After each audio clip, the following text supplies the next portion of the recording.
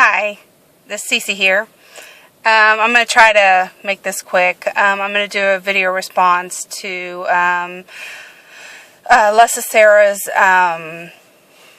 video about food addiction. I don't know how interesting mine will be, but I thought, as a pre-opper, I had a little bit of a different perspective to spin on it. Because, of course, I haven't had the surgery yet. And so my struggles are a little bit different because I don't have the tool that everybody else that has had the surgery has to help them cope with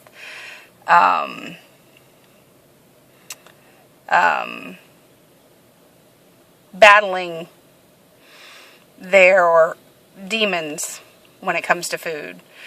I am like Sarah. I don't agree that I have a food addiction. Do I have struggles with food and an unhealthy view of food? Sure. Most definitely. If there is a food in my house that I struggle with, for example, Doritos. My daughter loves Doritos. And it's funny, if I buy the big, huge bags of Doritos, I'm talking the big family size bags, for whatever reason, those call my name, and I struggle with wanting to eat them. And I can eat a whole bag in about 2 days.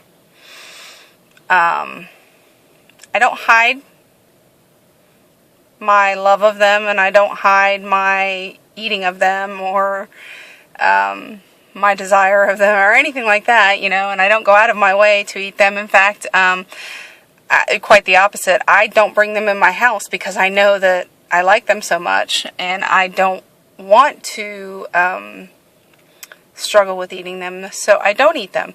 But what's funny is my kids take their lunches to school, and I buy them chips. And I buy the small chips, the little 10-ounce chips, or I guess they're 10 ounces of the bags of chips, and I don't touch them. I don't know why that is, but for whatever reason, I guess I'm okay with that. I don't know if it's because it's a portion control and it's such a small portion, I'm like, it's not even worth it. I don't know. But that's not the only food I struggle with. There's Cheez-Its. I can't bring them in the house. I just can't. What's another one? I'm trying to think. I don't know. But there's many foods that I struggle with. And so I have found that the best thing for me is to just not even introduce them into my house in order to keep me away. Brownies. There's a good one. Brownies. If I bake them, I will eat them. And so therefore I try not to bake them. And if I do bake them, like I said, I eat them. And it is a very huge struggle to stay away from them if I do bake them, or the Doritos, or the Cheez-Its, or whatever food I do struggle with. I have been known to go eat at like McDonald's or wherever and eat and hide it, but that has more to do with I don't want to hear my kids, "Oh, you went to McDonald's and you didn't get me anything." Yeah, that's not so much that I'm hiding it because I feel shamed. No, not really. I'm not ashamed to go eat at McDonald's because I don't hide the cup. I just tell them, "Oh yeah, Mommy just got a drink," because I don't want to hear the "Oh, you got McDonald's and you didn't get." Well, they still say that when they see the cup, but they're not as apt to say it when they see the cup as they are when they see the bag. So yeah. So for me, yes, I've done that, but it's not necessarily because I'm ashamed of anything. And when I go out to eat with people, I don't necessarily order the healthy option because I want people to think you know, that I eat this way all the time. No, I eat what I want because, well, let's face it, I'm fat. And I got this way by eating a certain way. And honestly, I go out to lunch with a few of my friends. And I have 2 friends that are very, very thin. And they actually can eat more than me. Like, it's insane the amount of food that they can put away, and they actually can eat more than I can. And we've actually commented on it before, because it's really kind of interesting that they can eat more than I can. I don't know why that is. I don't know if it's because they work out and they've just got larger appetites, or I don't know. Obviously, I've mentioned this in other videos, I don't eat very much for breakfast or lunch, and then I eat a very large dinner, so maybe that has something to do with it. Maybe if we went out to dinner, we would notice more of a you know, difference in appetites, or maybe a same appetite, I don't know. But, so anyway, I don't believe that I have a food addiction. And to say that you have a food addiction, I mean, it lessens the struggle of those that really do have a food addiction, because let's face it, a food addiction is, just like Sarah said, it's a compulsion to eat. I mean, you're driven to do it. And you may know what you're doing, but you can't stop yourself. I can stop myself. And a lot of times I have this dialogue in my head of, yeah, I know I shouldn't be eating it, but I don't care, I'm going to eat it anyway. You know, that's, you know, I've mentioned it before. It's what I call my effing days, you know, my fucking days. Yeah, I mean, it's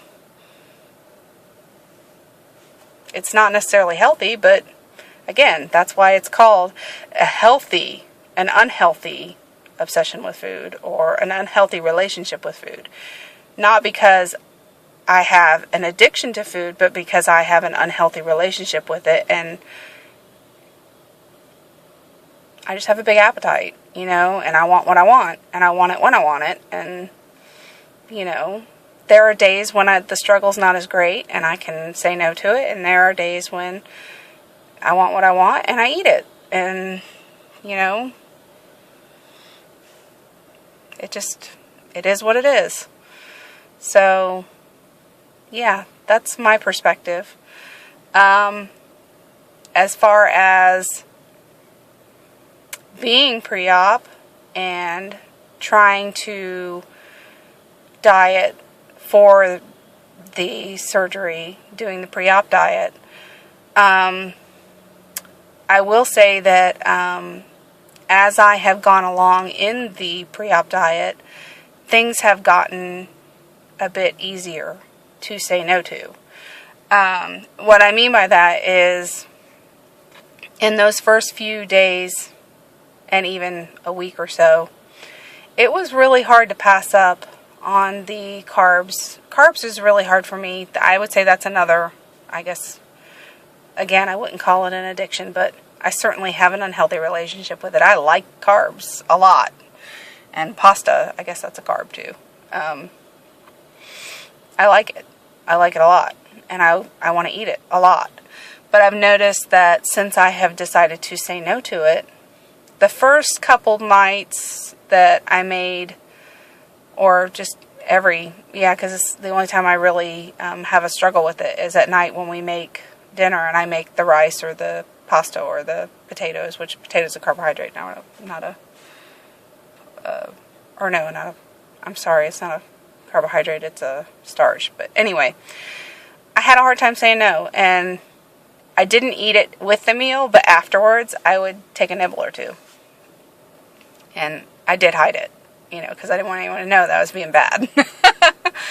But as it's gone along, it's gotten very easy to just say no. Yeah.